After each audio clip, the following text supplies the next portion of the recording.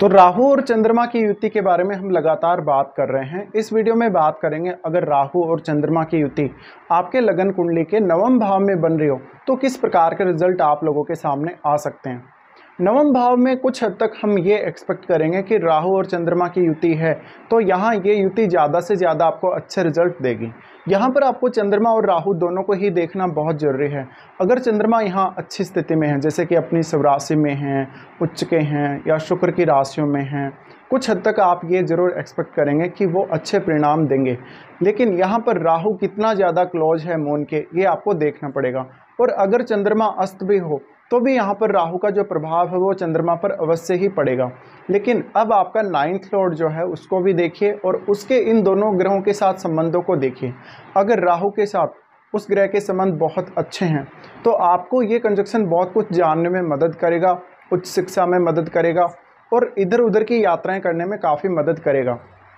लेकिन जब हम बात करते हैं राहु और चंद्रमा की युति के बारे में तो हो सकता है ये कंजक्शन 9th हाउस में होते हुए आपके जो स्पिरिचुअल जो विचार हैं या जो धार्मिक विचार हैं वो अपने माता पिता से डिफरेंट हो सकते हैं। आपका एजुकेशन का रवैया, किसी भी प्रकार की आपकी धार्मिक विचारधारा वो अन्य लोगों से अलग हो सकती है, इवन अपने फैमिली मेम्बर्स से भी। पर ये कंजक्शन आपको बहुत कुछ सीखने में मदद करेगा क्योंकि चंद्रमा आपकी कल्पना शक्ति को दिखाते हैं और आपकी इमेजिनेशन को दिखाते हैं। और राहु एक प्रकार से आपको बहुत ही स्ट्रॉन्ग ऑब्सेशन प्रोवाइड करेंगे 9th हाउस से रिलेटेड कार्यों में। तो ये कंजक्शन आपके लिए उच्च शिक्षा प्राप्ति के मामले में, विदेश यात्रा या कोई भी धार्मिक यात्रा या धार्मिक भ्रमण के मामले में बहुत अच्छा रहेगा। लेकिन कभी कभी यहाँ पर ऐसा देखने को मिला है कि जातक किसी भी धर्म या संस्कृति के खिलाफ भी बोल सकता है या वो कभी कभी बहुत ज़्यादा धार्मिक या आध्यात्मिक होने का दिखावा भी करता है। तो यहाँ पर आपको किसी भी प्रकार के दिखावे से बचना चाहिए। लोगों के सामने आपको शो ऑफ किसी भी प्रकार से नहीं करना चाहिए और आपको ये जो एनर्जी मिली है 9th हाउस में इसको आपको सही दिशा में यूज़ कर लेना चाहिए। ये कंजक्शन से आप जो कुछ भी सीखेंगे उसको आप अन्य लोगों के साथ हमेशा शेयर करेंगे। कभी कभी ऐसा होगा जीवन में जब आपके विचार बहुत ही यूनिक होंगे किसी न किसी विषय को लेकर और आपके साथ एकमत होने वाले लोग बहुत ही कम हो सकते हैं। राहु और चंद्रमा का ये युति वास्तव में आपको बहुत ही हाईली क्रिएटिव बनाएगा क्योंकि यहाँ चंद्रमा का दृष्टि आपके 3rd हाउस पर भी रहता है। और अगर हम देखें तो यहाँ पे अगर कर्क राशि है या शुक्र की राशि में ये कंजक्शन है तो आपके लिए क्रिएटिव होना बहुत ज़्यादा आसान होगा। आप जो कुछ भी इस कंजक्शन की वजह से सीखेंगे या अपने जीवन में जो अनुभव करेंगे उसको आप दूसरों के सामने बहुत ही अच्छे से शेयर कर सकेंगे। इसके साथ ही ये कंजक्शन आपके कम्युनिकेशन को बहुत ज़्यादा मजबूत करेगा, आपके भाग्य का आपको साथ जरूर मिलेगा। इसके अलावा विदेश यात्रा या विदेश में इवन सेटलमेंट तक के भी आपके चांसेस बन सकते हैं। अब चंद्रमा है वो मन से जुड़ा हुआ तो है ही, तो ऐसे में आपका जो मन है वो काफ़ी ज़्यादा अस्थिर देखने को मिल सकता है। ज़्यादातर ये तब होगा जब ये कंजक्शन अग्नि तत्व राशि में है, जैसे कि मेष राशि में है, वृश्चिक राशि में है या धनु राशि में है। यहाँ पे अगर हम देखें तो अब किसी भी अन्य ग्रह का प्रभाव अगर इन पर पड़ रहा हो कुछ हद तक थोड़े बहुत रिजल्ट चेंज भी हो सकते हैं। पर ये कंजक्शन आपको ज़्यादा से ज़्यादा जिज्ञासु बनाएगा, आपको काफ़ी स्ट्रेस भी देगा, एंग्जाइटी भी देगा और कभी कभी आपको फैसले लेने में भी बहुत ही ज़्यादा कठिनाई आएगी। अगर मंगल जैसे ग्रह का प्रभाव हो, सूर्य जैसे ग्रह का प्रभाव इन दोनों पर हो तो ये आपको काफ़ी ज़्यादा उत्तेजना देगा। इसके साथ ही अब आपको आपका 9th लॉर्ड देखना बहुत ज़रूरी है और 9th लॉर्ड का कनेक्शन क्या राहु या चंद्रमा से है, क्या आपके 9th हाउस से है, ये देखना काफ़ी ज़्यादा आपके लिए ज़रूरी है। अब यहाँ पे हम अगर दृष्टियों की बात करें तो राहु आपके लगन को एस्पेक्ट करेंगे। लगन को एस्पेक्ट करने की वजह से यहाँ राहु की इंपॉर्टेंस बहुत ज़्यादा बढ़ जाती है क्योंकि वैसे तो अगर देखा जाए तो 9th हाउस में राहु नीच की स्थिति में होते हैं, लेकिन अगर यहाँ राहु अच्छी स्थिति में है तो ज़्यादातर ऐसा राहु आपको फॉरेन से कनेक्ट करने का काम करेगा, दूसरे कल्चर के लोगों से जोड़ने का काम करेगा और उनके थ्रू आपको फ़ायदा करवाएगा, उनके थ्रू आपके ज्ञान में वृद्धि करेगा। इसके साथ साथ जो विदेशों में जो धर्म अपनाए जाते हैं या विदेशों में जिस प्रकार की संस्कृति फॉलो की जाती है उसको जानने में आपकी रुचि बहुत ज़्यादा रह सकती है। ये कंजक्शन कुछ हद तक आपको आध्यात्म में मेडिटेशन की तरफ लेकर जा सकता है या पूजा पाठ की तरफ लेकर जा सकता है।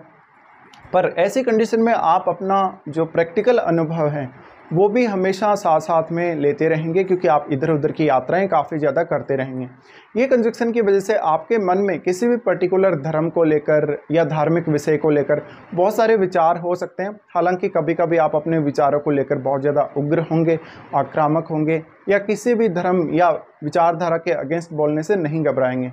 तो ये आपको धार्मिक या आध्यात्मिक मामलों में थोड़ा दबंग बनाएगा। अब राहु का दृष्टि जो कि लगन पे है, इस वजह से ज़्यादातर आपको जो फ़ायदा होगा वो फॉरेन के लोगों से होगा या फॉरेन कनेक्शन के थ्रू होगा।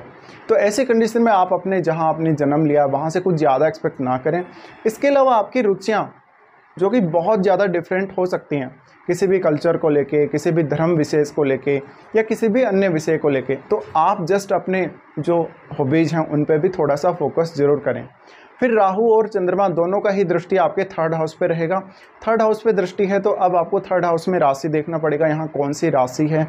अगर वो चंद्रमा के लिए मित्र राशि है तो कुछ हद तक आपके अपने भाई बहनों से, पड़ोसियों से, रिश्तेदारों से संबंध जरूर अच्छे रहेंगे। लेकिन अगर शत्रु राशि हो या फिर यहाँ पर किसी भी अन्य क्रूर ग्रह का प्रभाव हो तो आपको अपने रिलेटिव्स से, अपने भाई बहनों से उतना सुख या साथ नहीं मिलेगा। आप अक्सर उनसे असंतुष्ट ही रहेंगे। इसके अलावा जीवन में आपको बहुत बार यात्राएं करने का मौका मिलेगा, खुद को रिप्रेजेंट करने का मौका भी आपको बार बार मिलता रहेगा, या पर्टिकुलर कोई भी विचारधारा पर आप अपने विचार बहुत ही बेबाक तरीके से सामने ला पाएंगे। ये कंजक्शन में उसके बाद राहु की दृष्टि पड़ती है आपके 5वें भाव पर।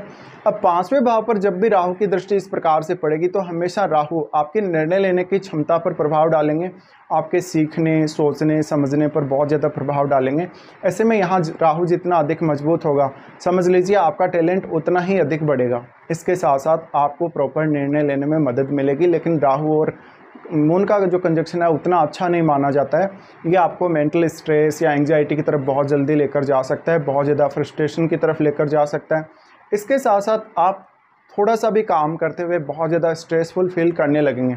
अब यहाँ पे जो सबसे बड़ी समस्या है वो ये भी है कि ये आपके एक्सपेक्टेशंस को बहुत ज़्यादा बढ़ाने का काम करेगा।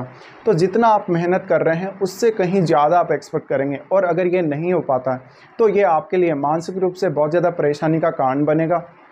जब आप मानसिक रूप से परेशान हो जाएंगे, बहुत ज़्यादा दुविधा में आ जाएंगे, तो आप गलत फैसले लेंगे, जल्दबाजी में फैसले लेंगे, जिससे आपको और ज़्यादा नुकसान होगा। तो यहाँ पर आप ये कोशिश करें कि आप अपने आप को कितना ज़्यादा फिजिकली और मेंटली स्टेबल रख सकते हैं, या अपने विचारों में बहुत बड़ा कोई चेंज किए बिना अपने आप को किस हद तक आप वैचारिक रूप से स्टेबल रख सकते हैं।